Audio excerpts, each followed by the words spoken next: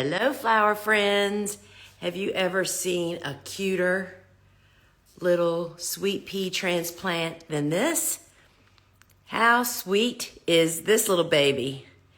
This is a sweet pea that is, actually they're 2 weeks old. I think, let's see, today is Wednesday, right? They are 2 weeks old today. And this was started in the soil block. This is a soil block, y'all. This is the way we grow most of our plants, no containers. And this size block was made with the Swift, which is the commercial tool, the Swift Blocker Mini 27. It makes 27 of these 1.5-inch blocks that are absolutely beautiful. But look at that, look at those. See, if this was in a container, this would already be just winding up, right? These little sweet peas are ready to go to the garden, and totally in love with them. So that is my sweet pea. They were started 2 weeks ago, and they're getting ready to go in the ground. And I have two others I want to show you. If y'all haven't hung with me very long, I absolutely adore starting seeds. I was such a dreadful seed starter for so long that I do not take for granted how gorgeous this is, y'all. This is one of the slow germinating feverfews. This is feverfew Virgo, which is one of my favorites. I love it because it's got a really tight head. It almost kind of looks like a chrysanthemum, kind of like a tight little mum. These were started on October 23rd.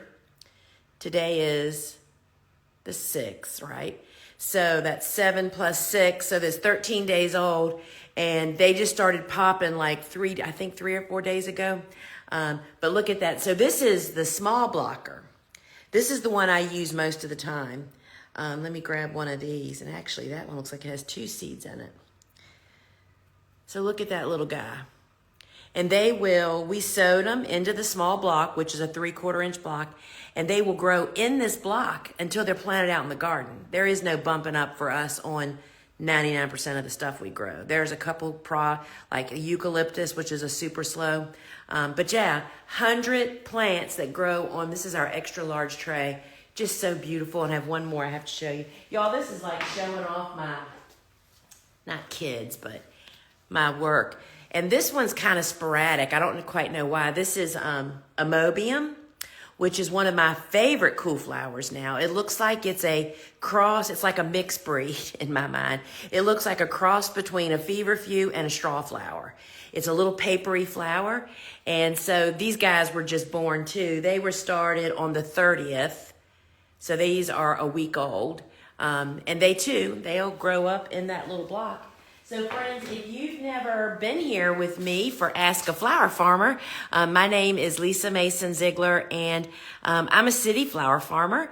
I'm the owner of the Gardener's Workshop, and I'm just super glad that you're here. We have a lot of stuff going on here on the farm. The big news here is I'm super stoked. The team, my sister drove, and Bobo and Andrew just went out for the first run of leaf collection. Y'all know we use tons of leaves on our farm for mulching pathways and making leaf mold. And the leaves are falling like crazy here in southeastern Virginia. And I have people that call us up and say, I just saw a great stack of bags over on XYZ. And we don't go more than like a 1/4 mile from my home. We don't have to go far. So they just went out for the first run of leaves, and that's like making my day. Just knowing we're going to have our leaves. And super excited to talk to you guys today. And the way this works is if you have a question pertaining to anything to do with flower farming, seed starting, cool flowers, whatever, business, post it in the bubble down below with the question mark in it. That way I don't miss your question getting lost in all the names and comments here. And I will do my best to answer them. So what's happening here on the farm while we're getting questions loaded up in there? So cool flowers are looking awesome. I had Suzanne and my sister is here on the farm on Wednesdays with me because we film content. And we videoed this morning me watering by hand. We do all of our fall planting waterings by hand. That it's a drought here. We're on day like 36 of no rain whatsoever.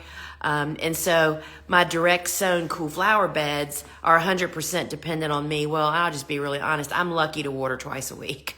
I'm just so bad about it. And so this morning, so I've done it probably for 3 weeks in a row now, right? Oh, y'all, they look so great. Even the poppies are popped. The Iceland poppies and the giant poppy pods. Anyway, I got some video this morning that I'll be sharing with you guys through Reels here on social media and throughout. But the direct sown stuff looks awesome. The cool flower transplants are looking great. And I'm just here to say that if you missed your time, or we've restarted stuff. We had somebody eat a whole patch of stuff to the ground. If you are starting transplants, you can't do this with direct sowing. You can buy yourself about a month backwards, depending on where you are, with hoops and row cover. So you can still potentially get some in. And of course, the next planting window is very early spring and we can all plant then. All right, let's see. 10 questions. So let's get to it, right? Brooke says, I have a 2-year-old eucalyptus. How do you trim for best regrowth? So I don't know where you are, Brooke, but obviously you're wintering it over if it's its second year. We literally harvest ours completely gone. It's like an 18-inch central stump, like if it's this big plant, right? And we've cut off all these side branches, and then we just cut that central branch back, leaving about 18 to 20 inch central stem there and a couple of side shoots. And here where we are, we have to mulch it deep and hoop and cover it. But it sounds like you've already done that once. But it's that central stem. If you cut it out, then that will encourage more branching when it starts to regrow. And it helps you protect it more too if you need to do that wherever you are. Azalea field flowers. Zone 7A, Virginia first timer. Stunted snapdragons. What do I do? They aren't 3 to 5 inches at all, and I've been growing them for 3 weeks. How am I supposed to plant them when they aren't 3 to 5? So if you've only been growing them for 3 weeks, we typically grow snaps like 4 to 6 weeks. And just be sure, because this is a common cause of snapdragon stunting, is overwatering, just meaning that the roots aren't getting any oxygen. And to get oxygen, they have to have dryness. We water in the morning and ours are pretty bone dry. And so just be sure of that. But 4 to 6 weeks is more. And then if they're still just not just perking right up, then I'd plant them and just plan on hooping and covering them. So you give them a little extra TLC when they're small. It doesn't take but one bite from a rabbit and it's a goner, right? So you need to really be sure you're protecting from varmints and just strong wind and that kind of stuff. You're just cuddling it a little bit more if it's smaller, but it's full age. But I'd go to 6 weeks if they are still kind of small. Hope that helps. And I want to also say, I didn't always grow snaps perfect in the first years. Y'all, this takes practice. I'm so making this such a big part of flower farming school now. So many of us, and I guess I didn't do this because we didn't have the internet, y'all, when I started flower farming. We see all this gorgeousness that other people are doing, and I can tell you, that does not happen out of the gate. You just have to keep practicing and learning and practicing and learning. And so don't beat yourself up over that in time. Hi, Lisa. My local florist wants stems when the flower is fully open, not at the stage of harvest that you have taught us.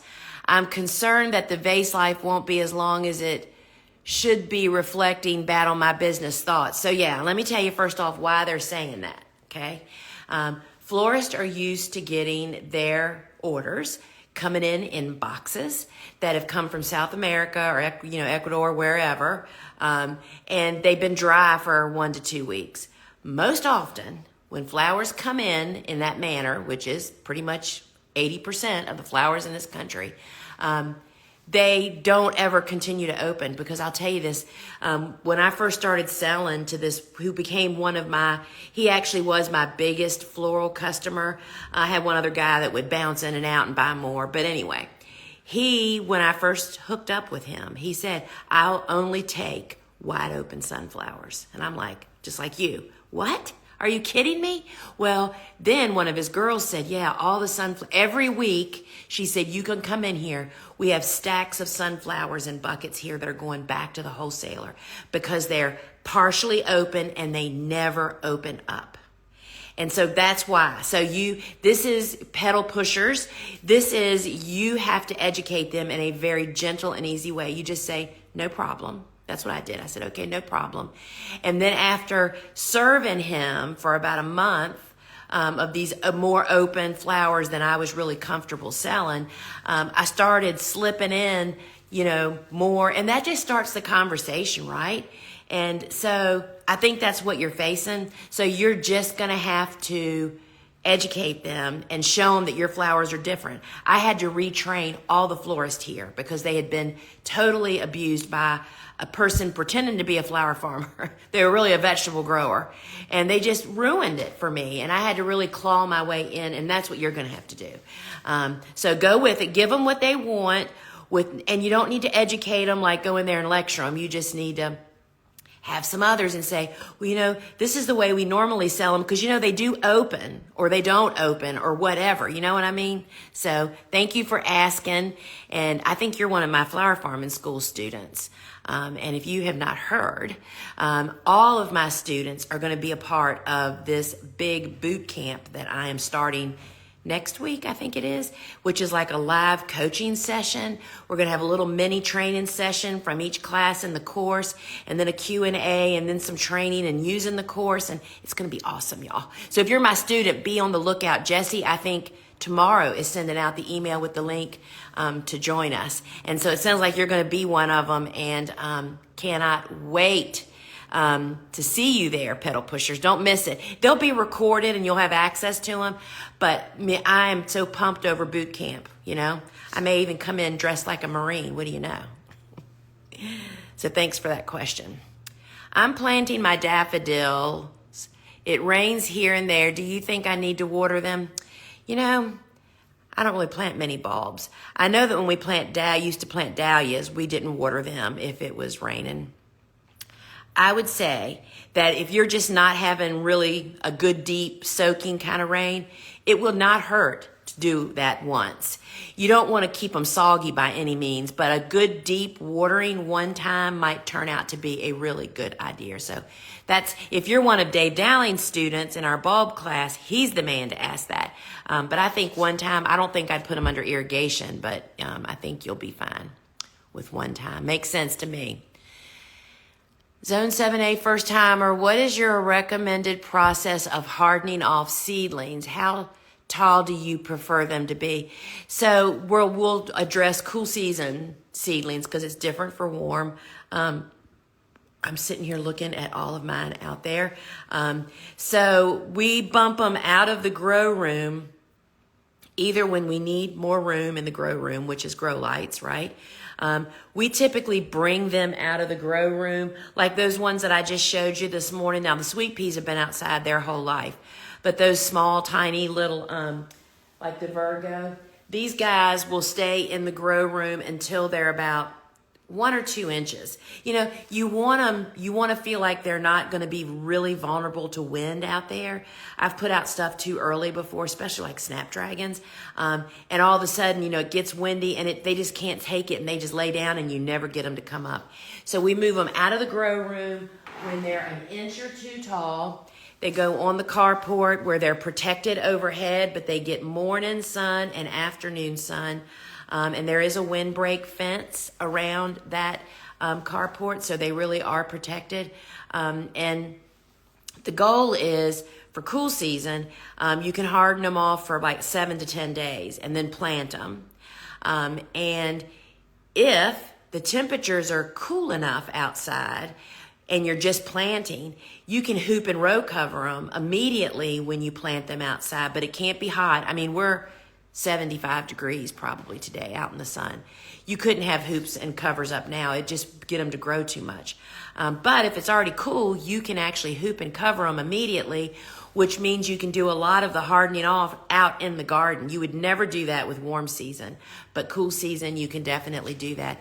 And I prefer my seedlings to be 3 to 5 inches tall when they go to the garden, especially when you're talking about cool season hardy annuals. Because think about this.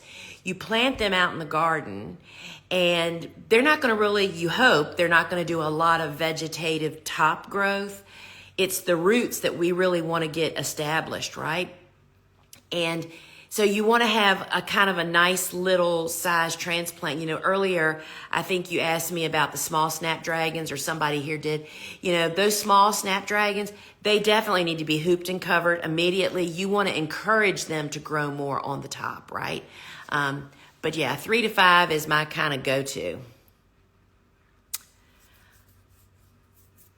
Ooh, Nova Scotia. Do you know Nikki Jabor? Nikki's in Nova Scotia. She's a big vegetable. She's an author. She's a good friend. Love Nikki. If you don't know about Nikki Jabor, she has quite a few books, and one of them that all of us can use is her winter vegetable garden. I mean, it's winter. I think it's called year-round vegetable gardening. Super great tips in there. Love Nikki, and she's a bud. Anyway, she's in Nova Scotia. Unlike you, we have very long, cold springs up here in Nova Scotia, which means that your cool flowers are going to thrive. I'm concerned that with very early spring plantings, there won't be enough warmth for them to grow. So there will be. And so the very early spring planting date, and I appreciate you using the word very. I try to drill that into people's head because it's not spring, right? And it's not early, it's very early spring, which is 6 to 8 weeks before your last spring frost is when you should be planting. And that is okay. If you get them in the ground, they will start growing when the timing is right for them. But I will say, if you have very long springs, you're going to have a longer window of harvest. They're going to grow up and be more abundant and more hardy. So in fact, your conditions are incredibly conducive to great cool flower growing in very early spring. Like you might even try to grow bells of, I don't know what zone you are. I think you're 6 or 7. Just remembering talking to Nikki. You know, you might even be able, like we can't plant bells of Ireland in this very early spring down here because we have no spring. It goes from cold to hot. So we have just too fast of a transition. I bet you can even have great results planting snaps and bells and those things that just really resent, and stock. Those things that resent heat the most. So yeah, good luck to you.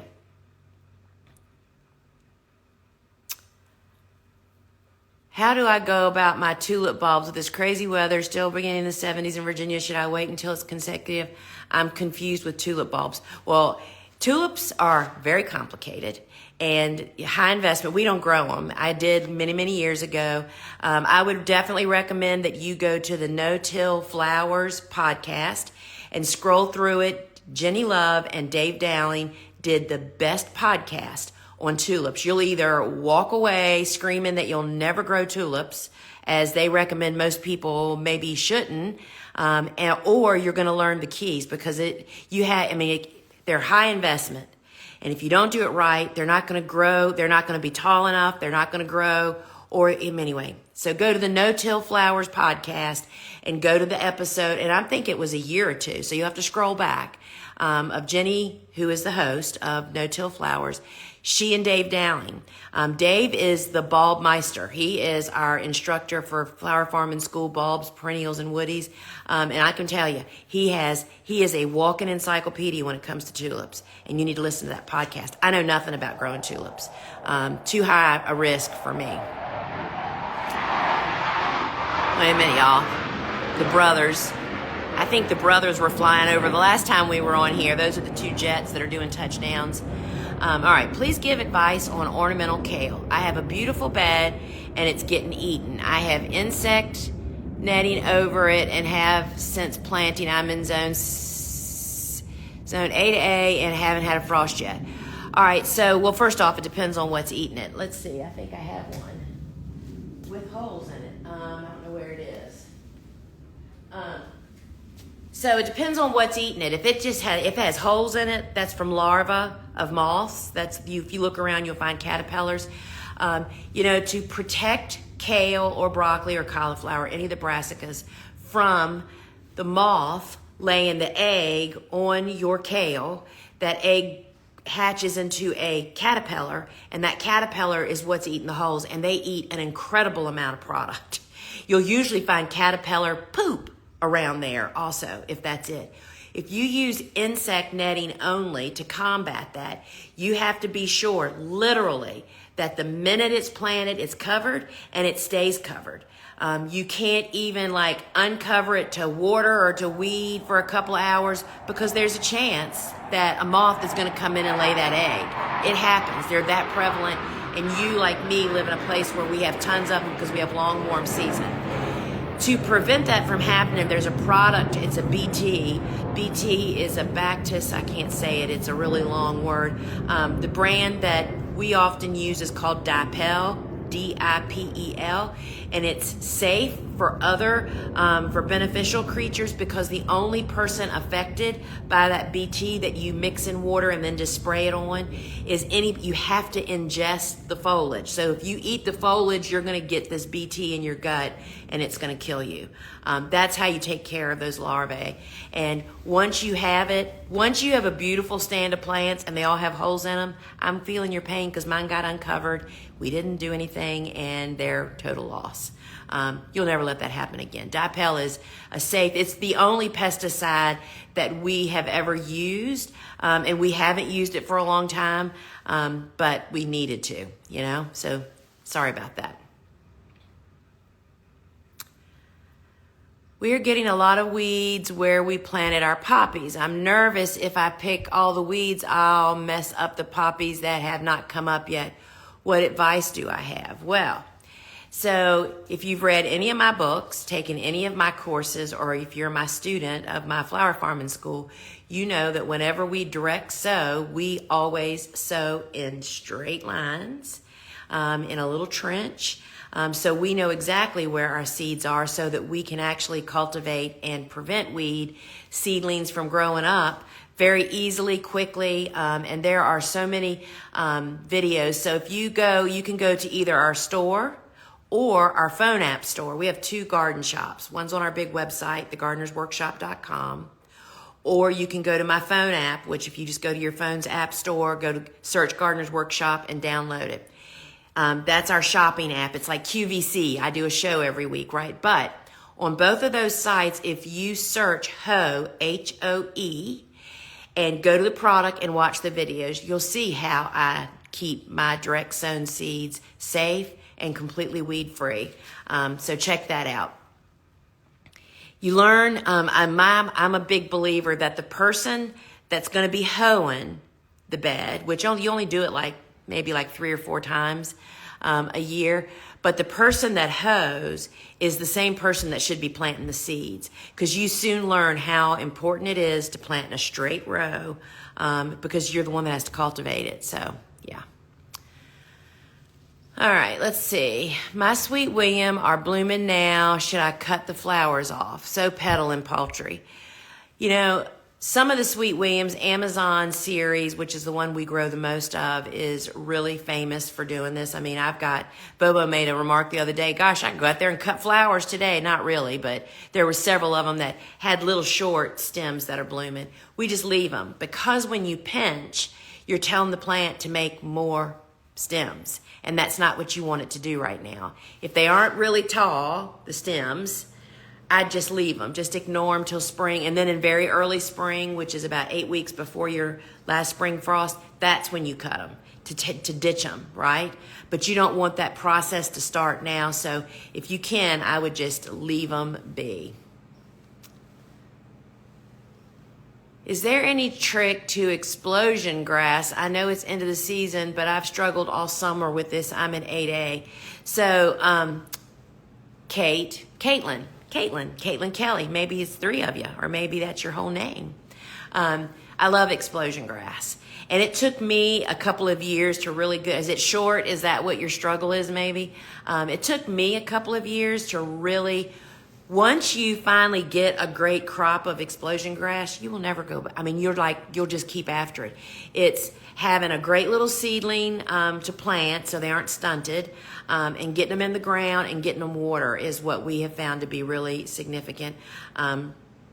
And so explosion grass looks like regular old grass growing in your yard, except it then grows tall and has this amazing plume of a seed of a head. And it literally looks like fireworks exploding over your bouquets.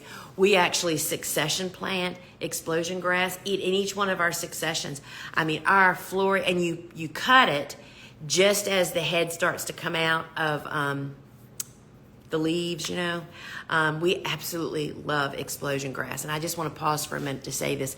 I stepped aside. Y'all, so this is what they cut this morning. Notice all this short stuff. You know, we've had no rain here for 35 days, and we don't irrigate. I have irrigation, but we just typically, it's a long story, but we just don't irrigate.